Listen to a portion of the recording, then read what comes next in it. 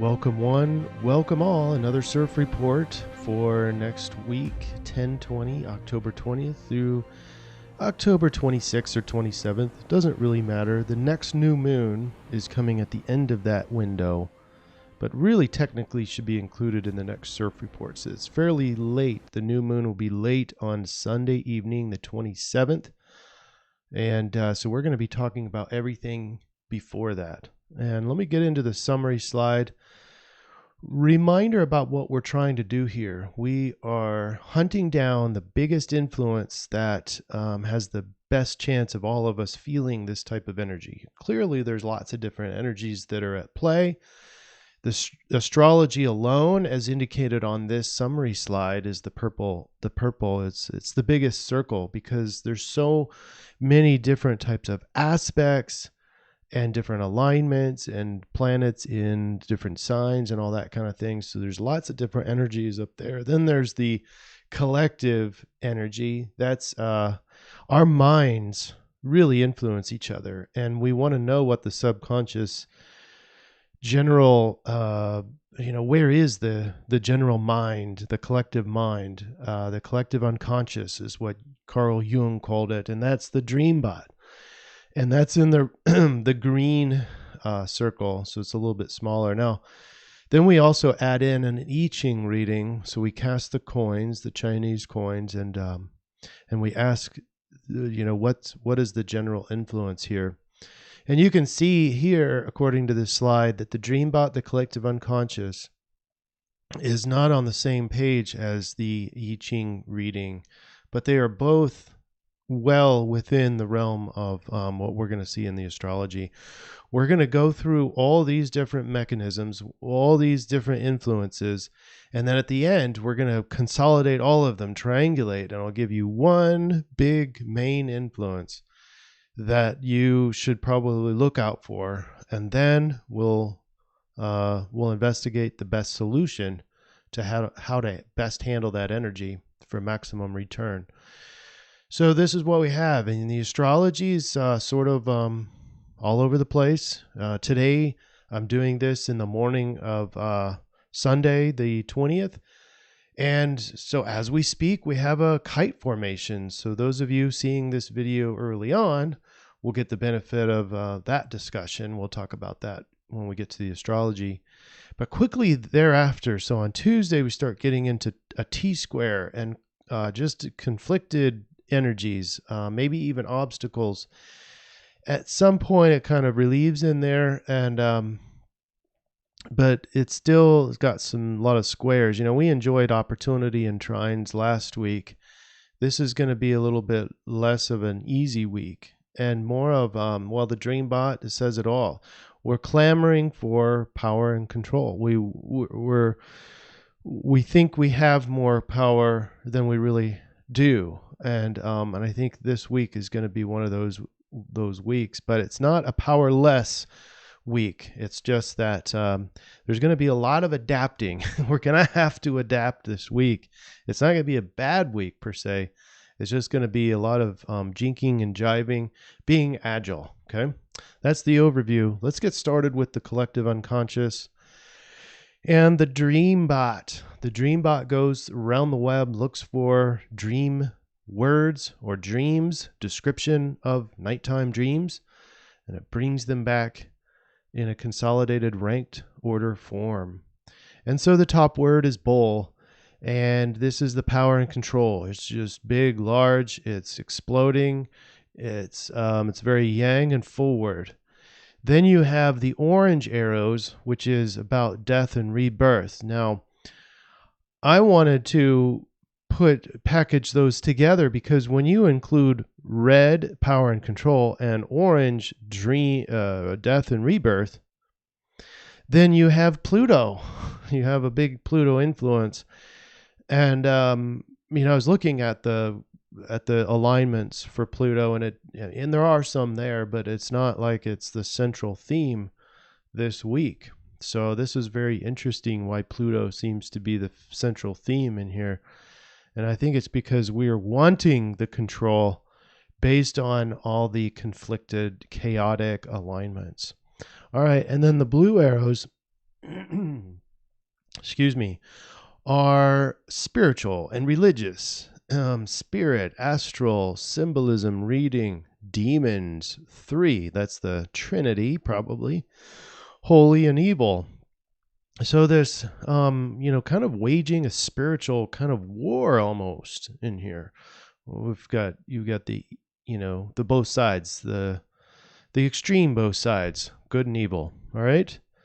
So those are the 3 memes, although I would kind of package the red and the yellow or orange into one color. That's just me, though. All right, now let's get into the astrology. But first, I want to give you a new slide. We did this last week for the first time. And I don't expect you to see all these alignments. These are alignments that are coming up. And then this is the window of each alignment, when that energy lasts. So I'll start this. And, this is where we are. This line right here is about 20. So we're sitting right here on the 20th of October. And so you can start seeing from here on out, it starts to get a lot of red. A red indicates conflicted, squares, oppositions, and green is more of trines and sextiles. So you can see the majority of going forward is red. Okay, that was just a quick overview. Let's get back into the actual astrology. Now you can see up in the left-hand corner that this is October 20th. This is as we speak. This is live. This is a live chart. And you can see it's counting. It's the time is connected to my computer time. And so anyway, you can see this kite formation. A kite formation has in it a grand trine, which this one is kind of a double grand trine. And it happens to be in water. And I say that it's kind of a double because each point has 2 items here. So moon and north node. You've got Venus and Mercury together. Over here is that's the only exception. Neptune's by himself, but you've got a grand water trine that's kind of doubled up on 2 sides. Then in order to make it a kite, you need an opposition. So moon oppose Saturn and Pluto. You've got both of those well within the orb. And so it's a double kite almost. And then by definition, because you have an opposition in the grand trine, you also have sextiles. Sextiles are pleasant, and so are trines. Trines are pleasant. So this is on Sunday. If you guys are seeing this very early on, for the rest of your Sunday, this grand trine kite watery energetic force is a very positive thing, and it should be emotionally beneficial. It should be spiritual. That's where the dream bot was indicating these, with a Neptune on one of the corners of this grand water trine. I mean, water by itself is very emotional, but Neptune and psychic and that kind of thing, it really in emotions bring us really well into the spiritual realm. There's a book called The Spiritual Anatomy of Emotions, and makes the case that when we, in order to tap into this other side, the spiritual side, or what we call the spiritual side, the unseen world, you have to be in tune with your emotions. So this might be a very spiritual day for a lot of people. It is Sunday, so some people are going to be going to church or whatever religion they're practicing right now. So anyway, Sunday is very emotionally charged and psychic, and it could be almost fantasy, and it could be giving you illusions, but it's easy. It's not like it's all this problematic thing and conflicted. There is an opposition, so we do have to balance, kind of the kingpin here. We have to balance moon, which is our emotional reaction, mainly, among other things, emotional reaction to Saturn and Pluto. And we've talked extensively about Saturn and Pluto. But this is the way life should be. That's what Saturn is. Saturn says this is the way life's always been, and Pluto says, I'm killing everything and starting over, demolishing everything. And that's that death rebirth. This corner here is where the collective unconscious is on this kite. And so on Sunday, the best recommendation is just to feel, open up your space for the emotions, for the creativity, and that sort of thing. But let's move on to Tuesday, because we're starting to get a T-square in here, and I'm going to move it forward into Tuesday. We're looking for around 7 a.m. on the 21st. And what is a T-square? A T-square is where you have an opposition and two 90 degrees, or two squares, an opposition and two squares.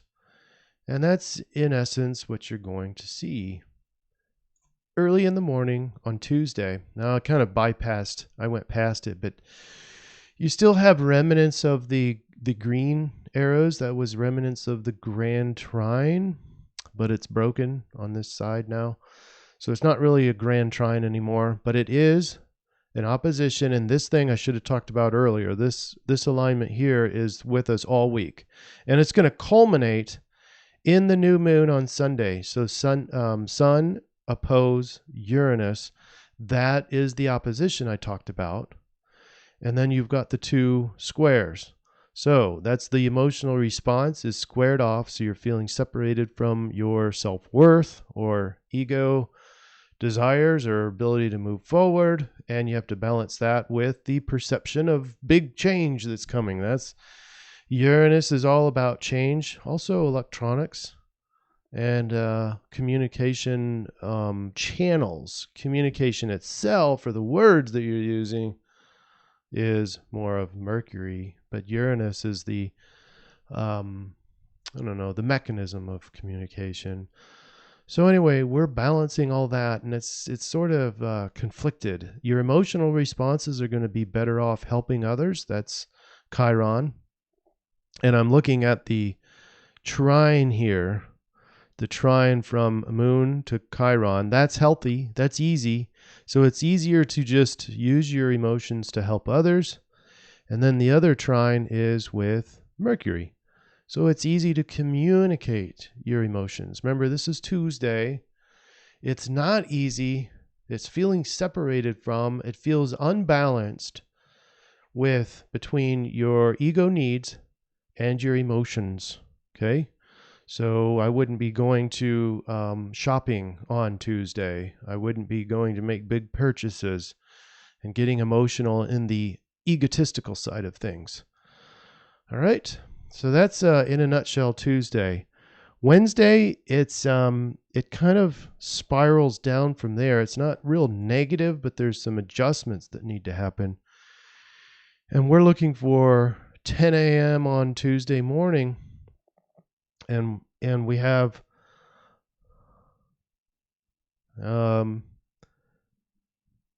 lot. We have 3 of inconjuncts. Okay. Whoops. Start that. Pause. All right. Now you can see here we have 3 inconjunct lines. Inconjunct is 150 degrees, and it feels like an adjustment needs to be made. And in this case, it's sun and your ego and helping others, but helping yourself. Sun wants to help yourself. Chiron begs you to help others. You also have the equal adjustment that needs to be made between Saturn, i.e. the way things always been, and your emotional response. And then finally, and this came from the Grand Water Trine, but now that the moon has progressed further, it's now out of balance. An adjustment needs to be made between what you're fantasizing about, what you're dreaming about, and your emotions. So we need to adjust those. A lot of those adjustments need to be made by the emotions itself. So the moon placement. So anyway, there are some trines in there. There's also some squares. This is adjustment day, and it's all fairly even. You got pretty much all the different aspects represented here. You've got sextiles, trines, inconjuncts, oppositions, squares, a lot happening. It's basically adjustment day, especially after that T-square that happened. Then Wednesday, it's more of the same. On Wednesday, there's really no need to fast forward even, because the moon is going to drop one of the inconjuncts and then inconjunct over to Chiron. So just more adjustments that need to be made. So now let's head straight into Thursday at 6:39. That's the 24th at 6:39. So I'm almost there. All right. Now, on this one, we're looking for the challenges with moving forward. There's a lot of obstacles here. We've got oppositions. We have squares. And there are quite a few trines here as well. So it's not just negativity, but there are some new squares. And that's what the point of this snapshot is. Mars square, which is new, squaring to Pluto and Saturn. And so this ability to move forward and get stuff done gets really conflicted and challenging. The Saturn wants to challenge anyway and put hurdles up. And so, but you have even more obstacles with the square. So it's double challenging. That's what this whole day is made up of. And you've got the sun still challenging with new changes that are coming to the ego. And now you've got the moon with a full up opposition to Neptune. And so there's even more challenges and adjustments that need to be happening on Thursday. Now it starts to get feeling a little bit balanced, or more balanced and harmonious, on Friday, the 25th, because we're going to be looking at 452 on the 25th. And we've got a lot of different aspects that are coming on Friday. But the most common ones are the trines. So you can see all the trines and all the sextiles. There's 4 of each, making up a total of 8. And so it's pretty balanced overall, because there's equal amount of oppositions and squares and all that, kind of the harder alignments, but it's all balanced, and it's balanced chaos. So the point is, on Friday, what it's going to feel like is, yeah, there's a lot going on, but generally it does feel balanced. So hopefully you're going to go through that on Friday. We also have Venus sextile Pluto. Venus is kind of hitting a lot of different beneficial aspects this whole entire week. And I forgot to mention some of them, but there's a trine early on, there's a sextile, and there's only beneficial alignments with Venus. And so relationships have ease this week. That's the bright side. There might be a lot of adjustments, there might be a lot of changes with the sun and the Uranus, but overall, at least your relationships should be sound, or you might be meeting new people easily, or romance should be coming back. Beauty is easy to ascertain, even in the midst of all these hurdles and chaos. All right, let's continue on with Saturday. And now there's just more congestion. There's a lot of squares that are happening, and I'll exemplify this at about 1:30 p.m. on the 26th.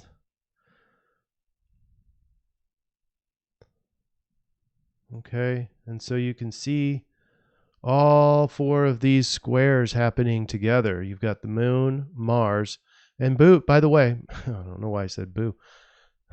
By the way, moon is getting closer to the sun, which is going to make another new moon. And when that new moon happens, it's going to oppose Uranus. So lots, like double change, because the moon finishing its cycle is starting a new cycle. And so there's a new possibility. There's there's new emotions that come up, another new cycle, but exaggerated by Uranus. I'm getting ahead of myself because I forgot about these squares. So Saturn, Pluto, Mars, Moon, all squared up together. Mars and Moon are conjunct at this time. Again, this is on Saturday, the 26th. So lots of emotional congestion, energetic blocks, obstacles that might be created in a death and rebirth cycle. The moon is ending its cycle on the moon, and it's going to be hitting Pluto in a square. And so I don't want this death and rebirth cycle. You're kind of fighting it and screaming on the way out of this cycle on Saturday. Then on Sunday, late, we have that new moon. And I'm not even going to fast forward to it because we already talked about it, but it's the new moon. And the next CIRF report is going to be including this because it's so late on Sunday evening. But finally, this whole cycle will have ended on Sunday, and we're going to breathe a sigh of relief. Not that a bunch of heartache was over or obstacles were over, but it's not being on edge with, is it balanced or is it chaotic? It's going to be one of those weeks of it is what it is. And before I keep on injecting more of my own opinions about this week, let's get into the I-Ching. Again, we're still in the influence phase. We're trying to figure out what the main number one influence is over the course of this next week. And according to the I-Ching, it's hexagram 5, which is attending and waiting. And it's not a laziness waiting, and we'll talk about this in a second, but the judgment from the Book of Changes says if you are sincere, you have light and success. So you just need to be genuine. You just need to be real this week. Perseverance brings good fortune. It furthers one to cross the great water. What does that mean? It means you can persevere. It's waiting, yes, but you don't have to just sit and be lazy.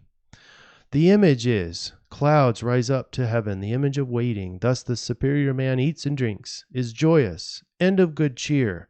So remember, in the context of this influence, we are waiting at the dinner table for the food. We're waiting for the meat and the drink. This is according to line 5, which it's hexagram 5 and it's change line 5. I know that doesn't mean much to other people, but this is that change up here. It's the change line 5. So in the Book of Changes, we read line 5, waiting at meat and drink. Perseverance brings good fortune. Perseverance. That's the name of the game. That's the influence. I'm going to give you some more words straight from the Book of Changes. Waiting is not mere empty hoping. It has the inner certainty of reaching the goal. Such certainty alone gives that light which leads to success. Can you feel this energy? It's an energy of persevering, knowing that I'm going to finish this goal. And that inner knowing is very harmonious. It's very balanced.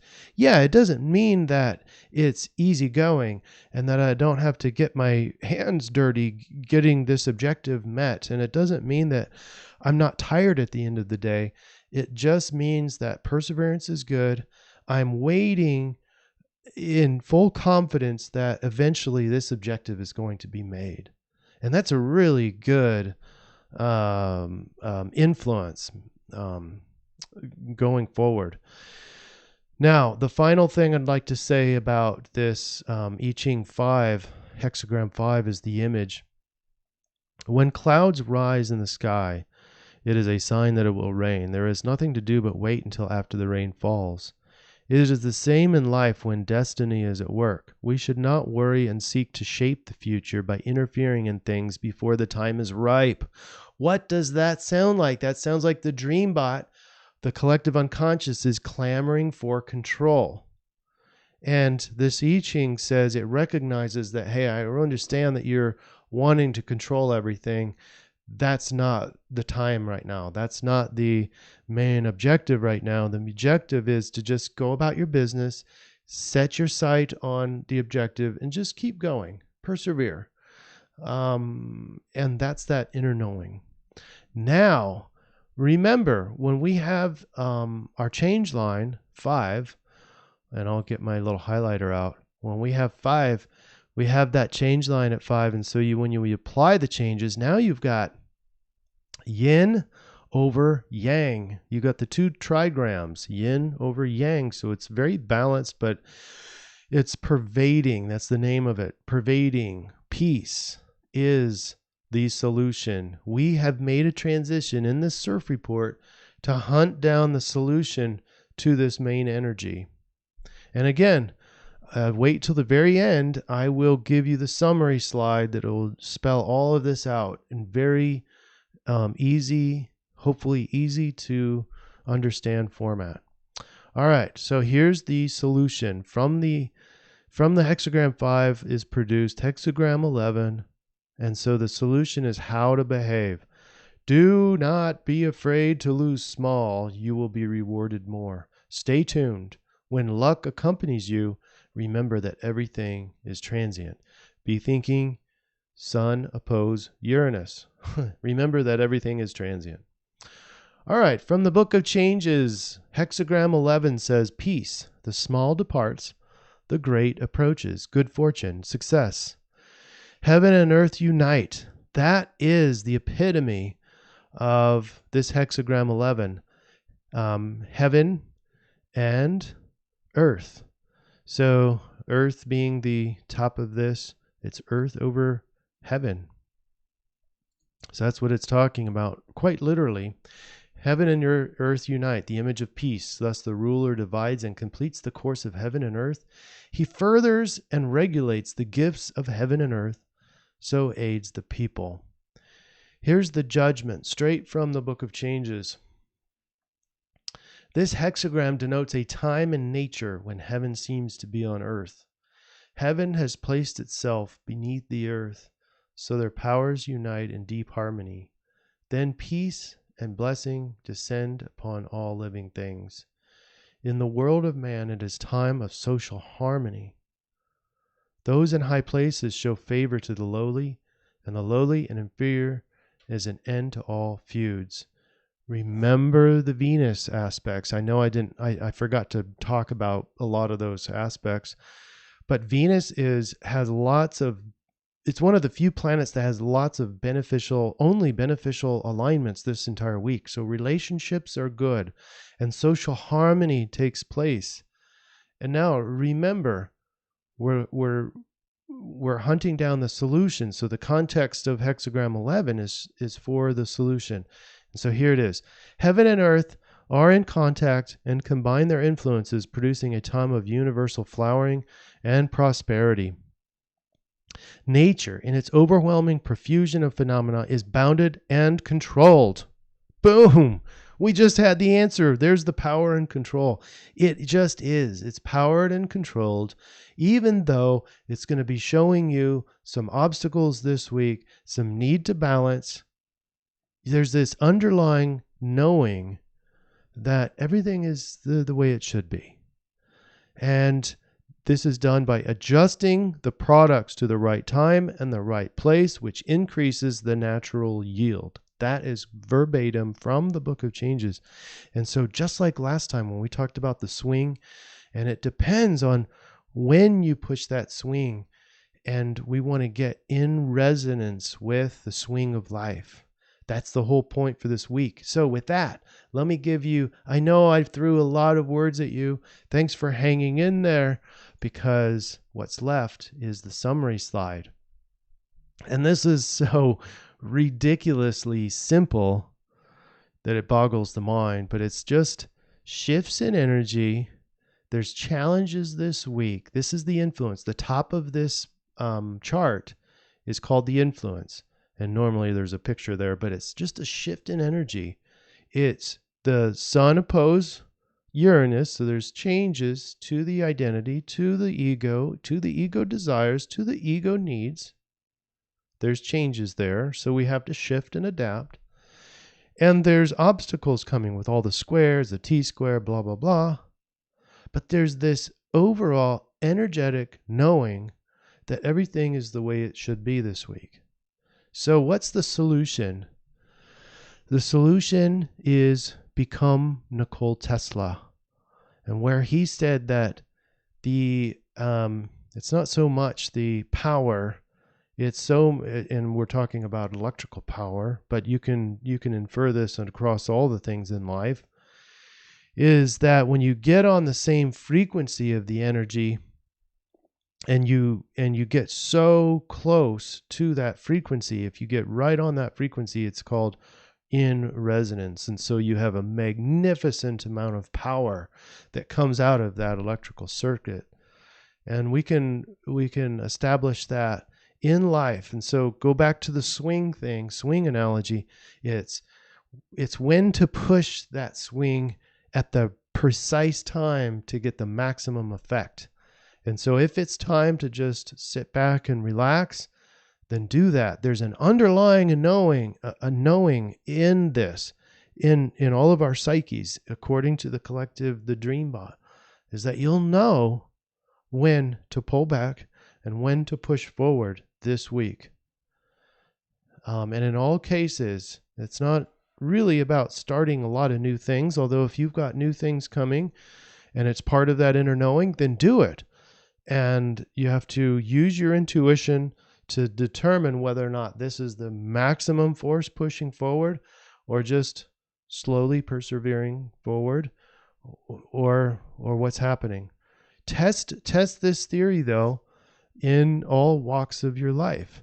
And it basically is an extension of last week, because we talked about that if you're pushing on a wet noodle, or if you're trying to push forward a project that doesn't need to be, according to the universe, hey, this is not your time to be pushing forward this project, you'll know it.